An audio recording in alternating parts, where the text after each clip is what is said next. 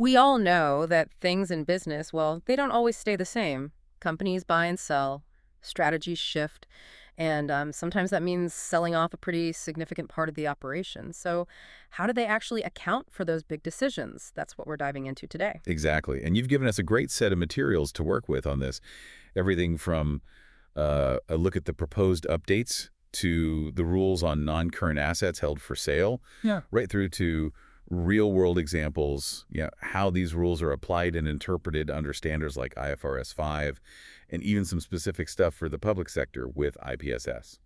All right, so our goal today is to kind of unpack all of this, really get a handle on the core principles behind how businesses handle assets they plan to sell, and when they decide to discontinue a whole segment of their operations. We want to make it clear, interesting, and hopefully give you those aha moments without getting totally lost in the weeds. Sounds like a plan. So let's kick off with the basics. When does a company officially say, okay, this asset is now held for sale? It's not just a matter of thinking about selling it, is it? No, not at all. I mean, wanting to sell is the starting point, sure, but the accounting standards have really specific criteria that must be met before you can classify an asset as held for sale. The key principle is that the asset has to be immediately available for sale Right. in its current condition. Think of it like it's ready to go off the shelf with only the usual standard steps needed to actually finalize the transaction. Immediate availability. Okay, that makes perfect sense. But what about, the chances of actually finding a buyer and closing the deal? That's where this term highly probable comes in, right? Precisely. Highly probable is a crucial hurdle. It means the sale is significantly more likely than not. And the guidance actually gives us 5 main conditions that show a sale meets this threshold. 5 conditions, okay. Yeah. First, management has to be fully committed to a plan to sell, like properly committed. Second, the company needs to be actively out there marketing the asset at a reasonable price. Reasonable price, okay. Third, the price has to be realistic compared to the asset's fair value. You can't just stick a fantasy price tag on it. Fourth, the sale should be expected to wrap up within 1 year from when you classify it as held for sale. 1 year. That seems pretty standard. And finally, it's got to be unlikely that the plan will change significantly or, be withdrawn altogether. Okay, those all sound like pretty logical signs that a sale is actually serious. But you mentioned there's an exception to that 1-year deadline. This is where it gets interesting, I bet. Yes, there is an important exception. Sometimes things outside the company's control can push the sale beyond a year, but it doesn't automatically disqualify it from being held for sale. Like what kind of things? Well, typically things like needing regulatory approvals, or maybe conditions imposed by others have to be met. But crucially, this usually only applies after a firm purchase commitment is already in place. Appendix B of IFRS 5 goes into more detail here. Ah, okay. The main thing is the delay can't be the company's fault, and they still need to show they're totally committed to selling. So if a government, say, needs to approve the sale of some land, that waiting period, even if it pushes things past a year, wouldn't necessarily kick it out of held for sale status as long as you've got a buyer lined up with a firm commitment. That example from the IPSAS discussions really highlighted that, didn't it? Exactly, and it also brought up another good point. Even after you've classified it, if something unexpected pops up, like you discover contamination that needs sorting out, and that stops the immediate transfer before you have a binding deal, then that available for immediate sale condition might not be met anymore. Ah, right. And you'd probably have to reclassify the asset back out of held for sale. Right, that makes sense. So things need to stay on track. Now, what about an asset that a company isn't using right now? Like maybe a warehouse sitting empty because demand is down, but they're still maintaining it. Is that considered abandoned? Does it get treated differently? No, just because you temporarily stop using an asset doesn't automatically mean it's abandoned. Example 8 from the IFRS 5 guidance covers this. Even if a storage facility isn't being used, if the company still thinks they might use it again or sell it eventually, it's not seen as abandoned. No. Abandonment really implies there's zero intention to ever use it or sell it, just walking away from it. Got it. So let's circle back to that firm purchase commitment you mentioned for the 1-year exception. What exactly counts as that? It sounds like more than just a handshake deal. Oh, definitely. A firm purchase commitment is a proper binding agreement, usually with someone unrelated to the seller. Right.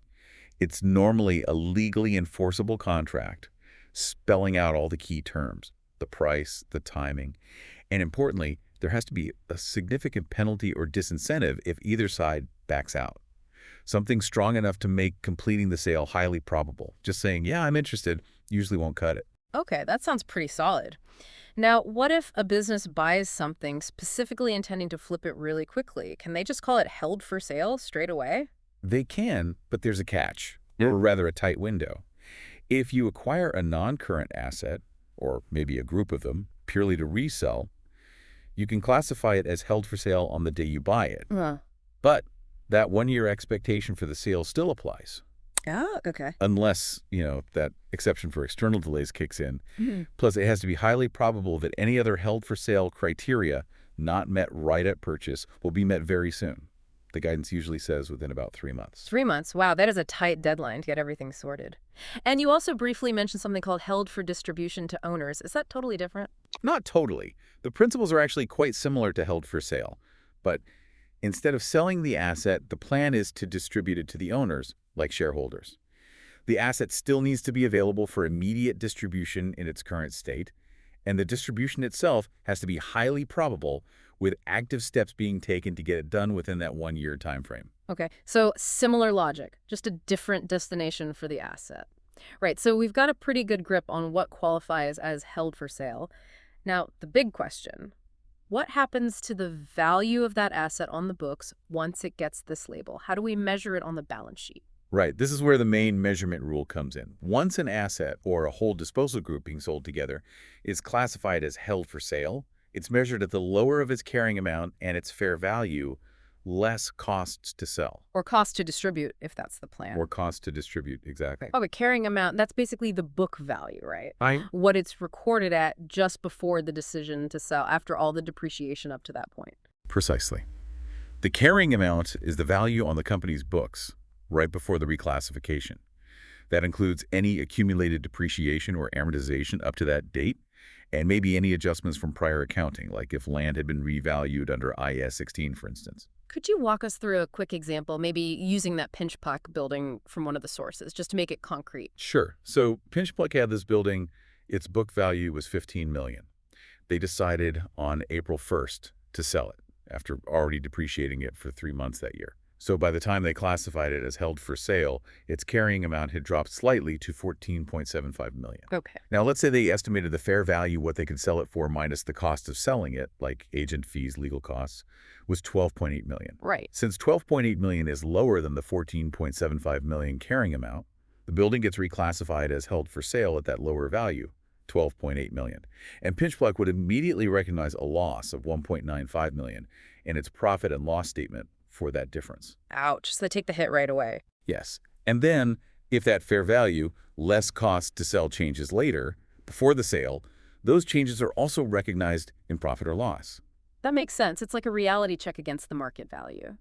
And crucially, I noticed depreciation or amortization just stops dead as soon as an asset is classified as held for sale. Why is that? That's a really key point.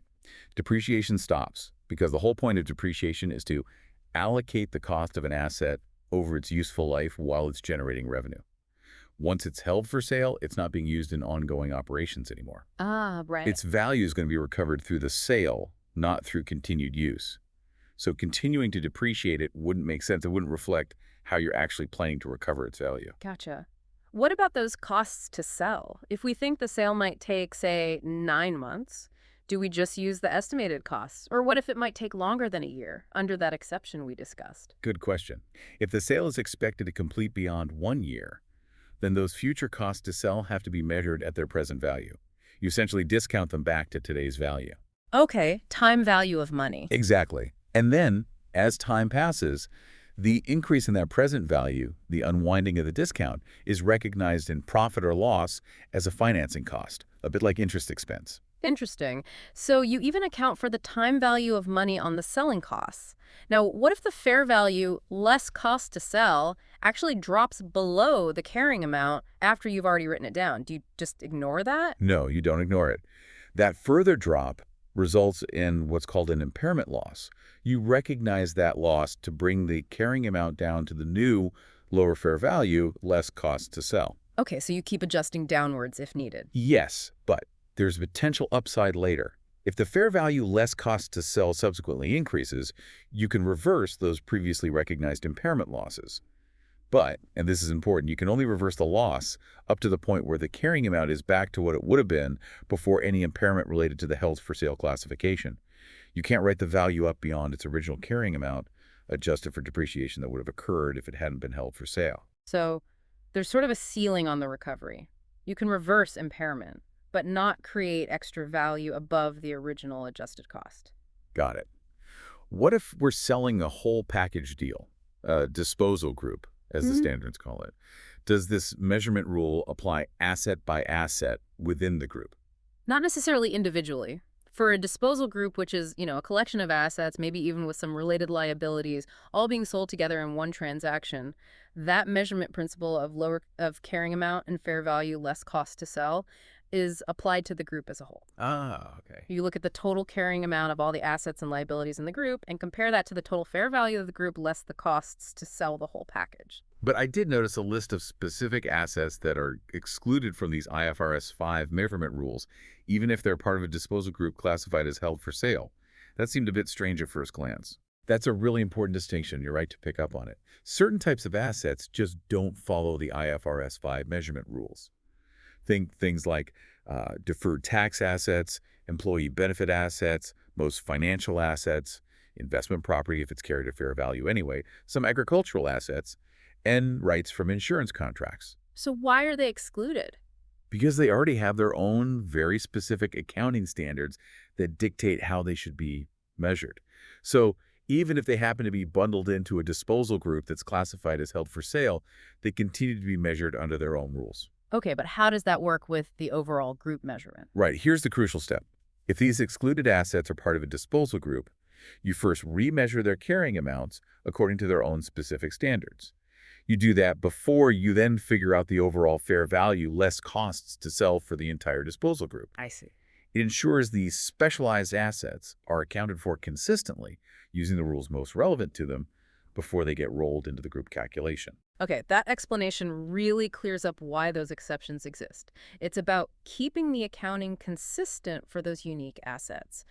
Now, let's shift gears a bit and talk about when a company decides to sell off or shut down a whole chunk of its business, this idea of discontinued operations. How's that different from just selling one asset or even a group? Yeah, a discontinued operation is a much bigger deal. It's defined as a component of a business.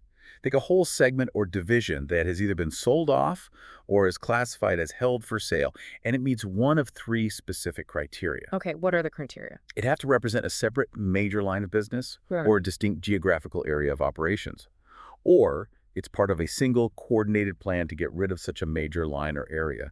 Or the third one is if it's a subsidiary that was bought specifically just to resell it. It's really about a fundamental shift in the company's overall strategy and operations. So just because Pinchflex sold that factory building we talked about earlier, that wouldn't automatically make it a discontinued operation. Not necessarily, no. It really depends. Did that factory represent a separate major business line for Pinch Black? Or a whole geographical area? Probably not, in most cases. The guide from GTIL you shared had a really helpful table on this, outlining the scenarios. Yeah, I remember that. Scenario A was where something is both a discontinued operation and held for sale. Scenario B was a discontinued operation that's not held for sale, like if they just shut down a division and abandon it. Yeah. And scenario C was where an operation is discontinued and the sale actually happens before the reporting date, so it's no longer held for sale at year end. That table really did make the distinction much clearer. So if something is classified as a discontinued operation, how does it show up in the financial statements? Does it just get mixed in with everything else? No, absolutely not. Yeah. It gets special treatment, particularly in the statement of comprehensive income, the income statement.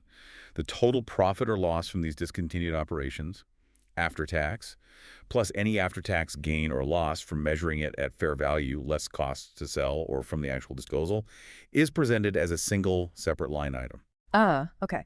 It's kept distinct from the results of the company's ongoing, continuing operations. This makes it much easier for anyone reading the statements to see the financial impact of shedding that part of the business. And that single line item, it's not just one number with no explanation, is it? There must be more detail somewhere. Or absolutely. The standards require a detailed breakdown of that single amount.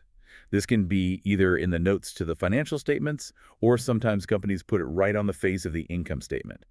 This analysis needs to show things like the revenue, the discontinued option you traded, its expenses, its profit or loss before tax, the related income taxes, and then that gain or loss on the measurement or disposal, along with its tax effect.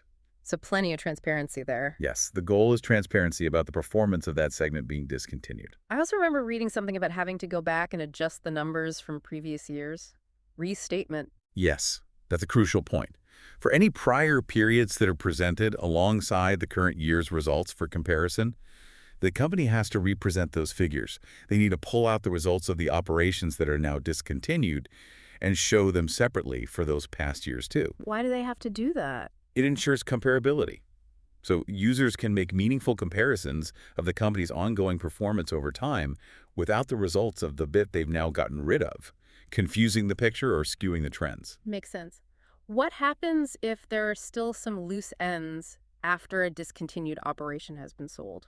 Like maybe there's a dispute over the final price that only gets settled the following year. How is that handled? Right. Those kinds of adjustments that pop up in the current period but directly relate to the disposal of a discontinued operation from a prior period are also classified separately within discontinued operations in the current year statements. The company would need to disclose the nature and amount of these adjustments. Things like, resolving a price dispute, or maybe settling warranty claims, or environmental cleanup costs that were tied to the old business, or finalizing employee benefit payouts linked to that disposed segment. Okay, so you keep all the financial fallout from the discontinued op bundled together, even if it trickles in later. Now, what if we remeasure an asset as held for sale, but it doesn't qualify as a discontinued operation? Maybe it's just a single asset, not a whole business line. Where does that gain or loss get reported? Good question. In that scenario, any gain or loss from writing the asset down, or potentially up within limits, to its fair value less cost to sell is just included in the profit or loss from the company's continuing operations. That special separate presentation is reserved only for things meeting the strict definition of a discontinued operation. Got it. And what about that situation where a company buys a subsidiary specifically to resell it quickly? It meets the held for sale criteria almost right away. How's that shown? Right. When a subsidiary is acquired purely for resale and meets the held for sale criteria upon acquisition, it gets presented in two ways. First, as a disposal group held for sale on the balance sheet, and second, as a discontinued operation on the income statement. Example 13 in the IFRS 5 guidance actually walks through the initial measurement in that specific case. Okay, interesting. So it gets both labels. Yes, because it meets the criteria for both classifications. Okay, we're getting a really clear picture now. Definitions, measurement, discontinued ops presentation. Let's talk about how these held for sale items actually appear on the main balance sheet, the statement of financial position. Okay. The standards are pretty clear here.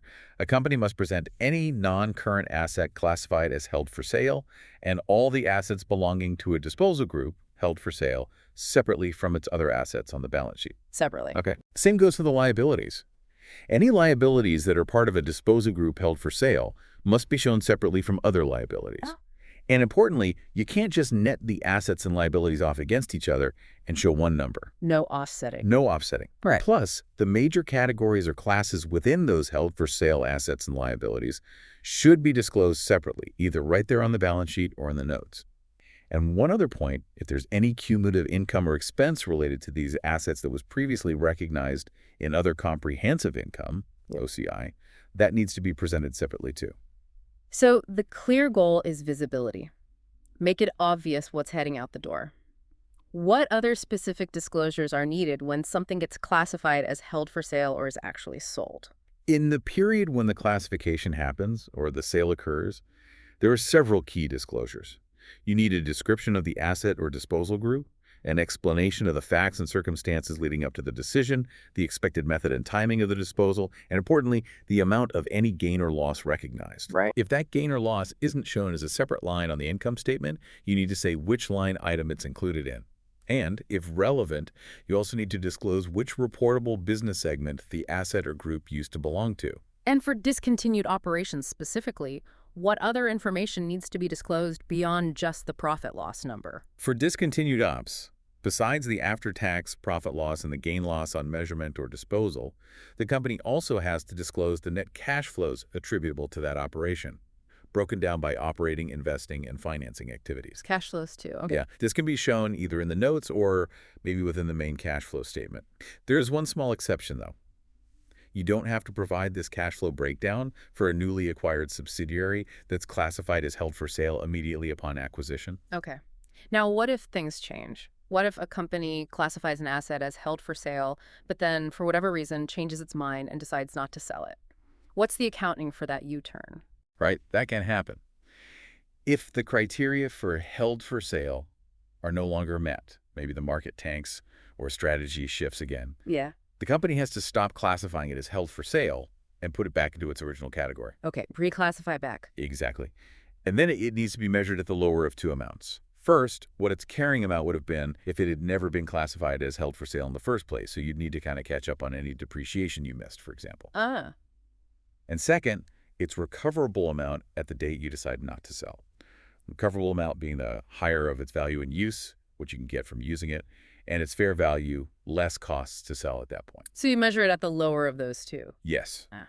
And any adjustment needed to get the carrying amount to that lower value is recognized immediately in profit or loss from continuing operations in the period you make the decision to stop selling. That makes perfect sense. You can't just leave it hanging in held for sale limbo if the plan's off.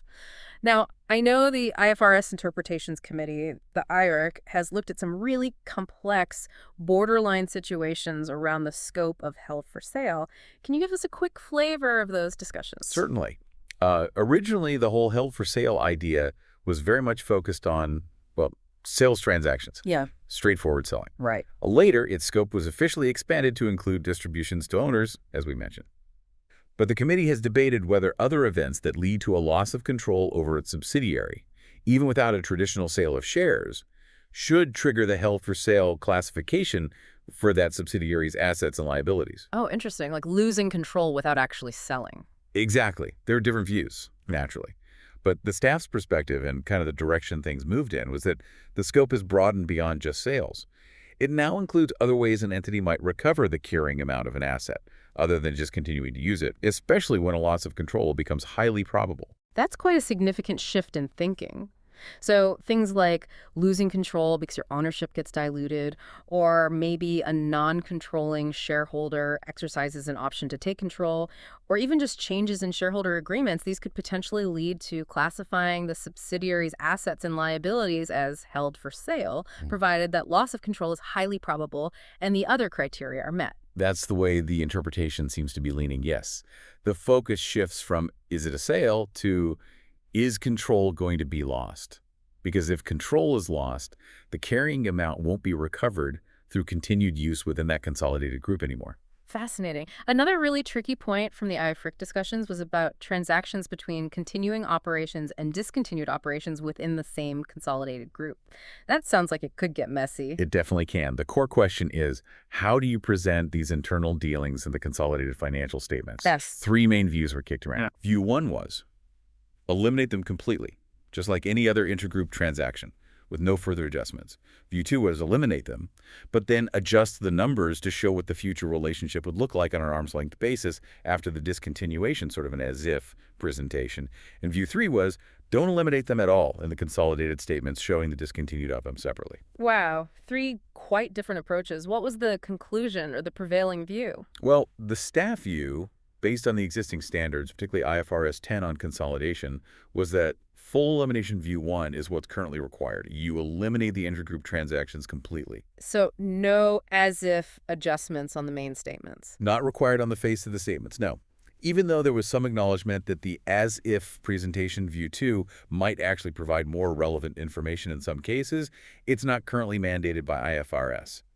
However, companies aren't stopped from providing that kind of supplementary as-if information in the notes if they think it's helpful for users to understand the future impact.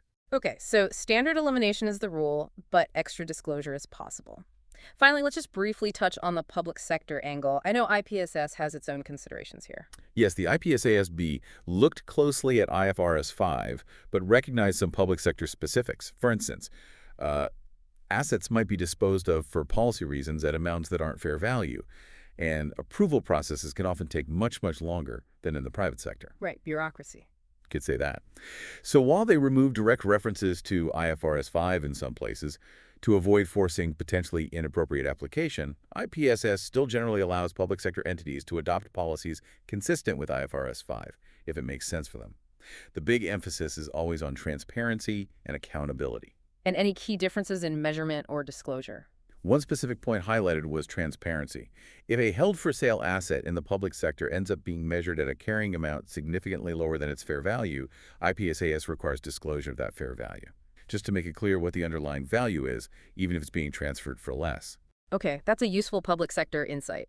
So to wrap this all up, the real key takeaways seem to be, first, those really strict criteria for classifying something as held for sale, it's not just a casual decision. Second, that core measurement principle, lower of carrying amount and fair value, less costs to sell. Third, the absolute necessity for separate presentation and detailed disclosure, especially for discontinued operations, to give users a clear view.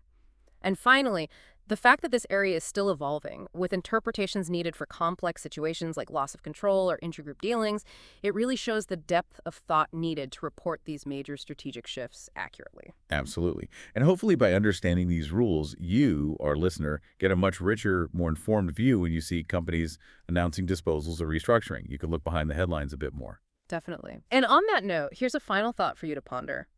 Given how much the standards stress that a sale must be highly probable and expected within a year, what might be some of those less obvious, maybe unexpected challenges businesses face in actually meeting these criteria? Think beyond just finding a buyer in a tough market, and how could those hurdles impact their financial reporting? That's a good one. Delays in getting information, internal disagreements, unexpected due diligence findings, perhaps. Could be. Lots to think about there. For those who want to dig even deeper, we definitely recommend checking out the full standards, IFRS 5, IAS 1, IAS 16, IFRS 10, and the IPSAS equivalents, and especially the basis for conclusions documents. They explain the why behind the rules. Definitely worth a read if you're really keen. Thanks everyone for joining us for this deep dive.